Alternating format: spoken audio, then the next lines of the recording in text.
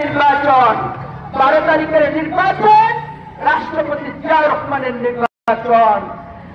আগামী 12 তারিখের নির্বাচন মা বোনেরা স্বাধীনভাবে লেখাপড়া সহ চাকরি বাকরি করার স্বাধীনতা পাওয়ার নির্বাচন। আর আগামী 12 তারিখের নির্বাচন সকল ধর্মের মানুষ সঠিকভাবে ধর্ম পালন করার সুযোগ পাওয়ার নির্বাচন। এই সুযোগগুলো পেতে চাইলে ধানের শীষ প্রতীকে ভোট দিতে হবে। আরে প্রতীক কি আছে?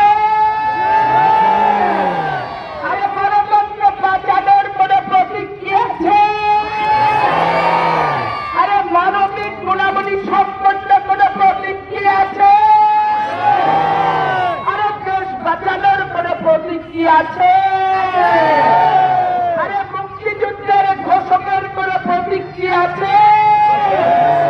আরে একমাত্র প্রতীক লড়তে বলো, আরো জোরে সবাই বলো, মুখে মুখে ছড়িয়ে গেছে শহর জনে একচেটিয়া, মহিপুরে একচেটিয়া, কোকড়াতলায় একচেটিয়া, মুন্সিপুরে একচেটিয়া, ভাইনগরে একচেটিয়া, অরুণবাড়ি একচেটিয়া।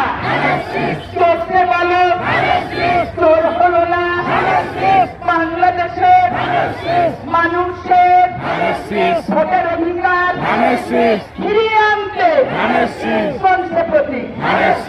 চলতে বলো